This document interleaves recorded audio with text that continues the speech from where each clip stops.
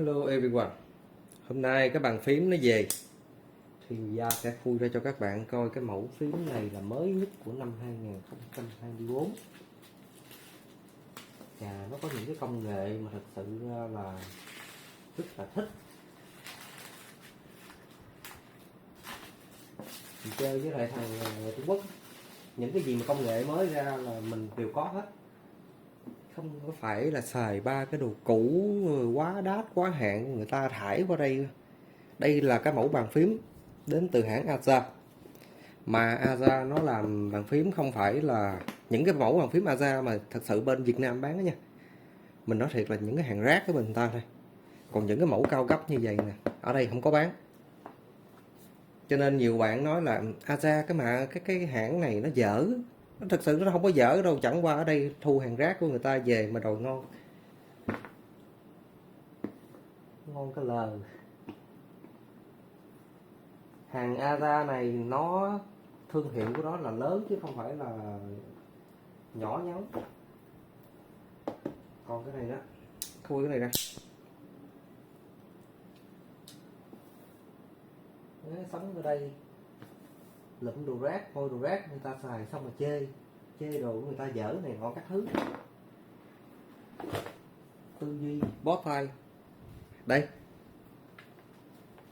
thấy gì không? Nút xốp đóng hộp rất là đàng hoàng, để rất là ngăn nắp, không có bừa bộn nha. Khi mà mở một cái hộp, một cái box ra mà thấy như vậy là đã thích rồi. Cho thêm một cái này nữa, cái này chắc chắn là giờ ai cũng phải có rồi, không cần phải nói, để che chắn bụi. Thì bàn phím này nó có cái gì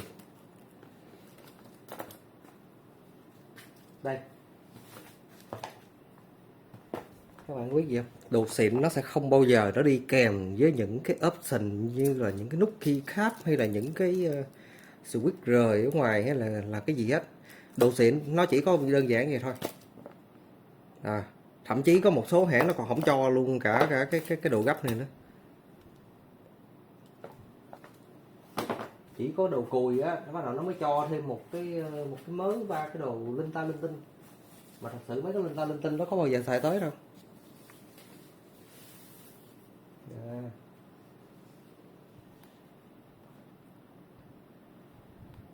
Đây là mẫu 108 phím, 104 hay 108 gì đó không biết, không nhớ. Thì chất liệu nhựa nè. Lý do tại sao mình không mua bản nhôm, tại vì cái bản nhôm đó mình rất là ghét. Điện ở Việt Nam không có nối đất, hầu như là không có nhà nào nối đất. Xài bất cứ hãng nào mà xài bằng nhôm là bị giật hết. Nó giật mà nhiều khi mà hỏng giò luôn á. Những người mà điện trở cao thì không sao, những người điện trở thấp là nó giật hỏng giò luôn.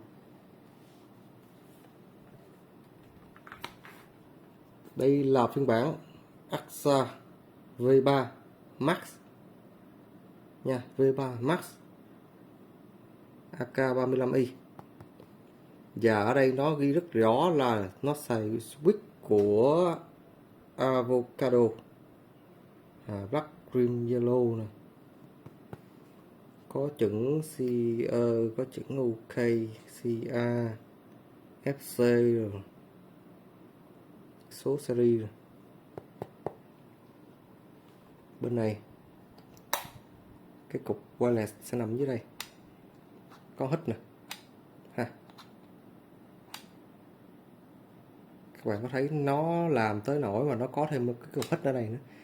Không tin thì các bạn cứ coi những cái mẫu bàn phím ở Việt Nam hầu như không có hãng nào nó hít. Các bạn phải lấy tay các bạn nhấn vô ba cái đồ rác.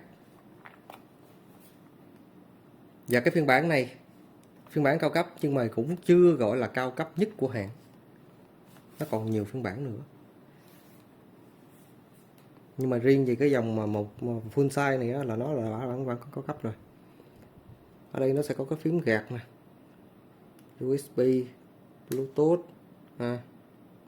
rồi ai xài Win đó thì gạt qua, ai xài Mac thì gạt qua USB Type-C. Cái phím này nó gạt cảm giác nó cứng, nó còn ngon hơn cả cái hãng Hellogan. Cái hãng Hellogan nó rơ lắm, cái này nó không rơ luôn nè. Cái nút gạt là nó không có rơ luôn nè. Thằng ga là nó còn rơi nha.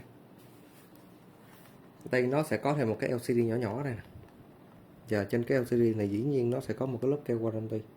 Mình chưa có lột ra. Thì nó sẽ hiển thị cái gì? Đó, lát ra. Kết nối LCD này, màn hình OLED, mình muốn cài gì đó mình cài. Nó sẽ có một cái software ở trên máy tính. Còn về tiếng của switch, đây là dạng switch silent, rất là êm, tiếng phát ra từ khí khác thôi.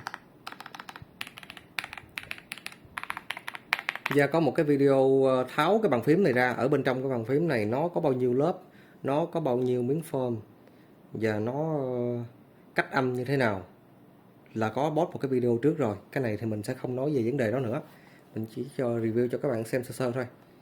Và cái phần này là phần nhựa nè, nhựa nhưng mà nó sẽ có một cái phần sơn giả ở đây, nhìn nó rất là sang nha. Cái này thì không sợ làm phiền ai đâu.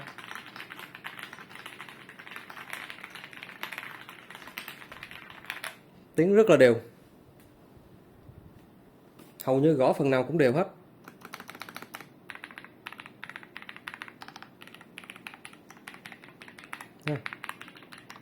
Âm thanh nghe rất là hay, hi-fi mà. Những cái phần form ở trong nó làm rất là tốt. Về dung lượng pin 8000 mAh. Khi mà xài có đèn led luôn thì trụ bèo bèo chắc cũng phải 2-3 ngày mới phải sạc lại một lần.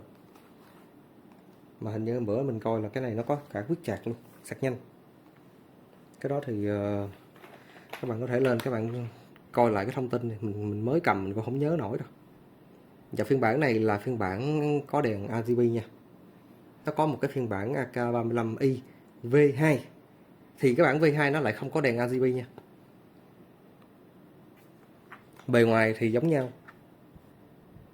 Bản V2 hình như không có đèn led.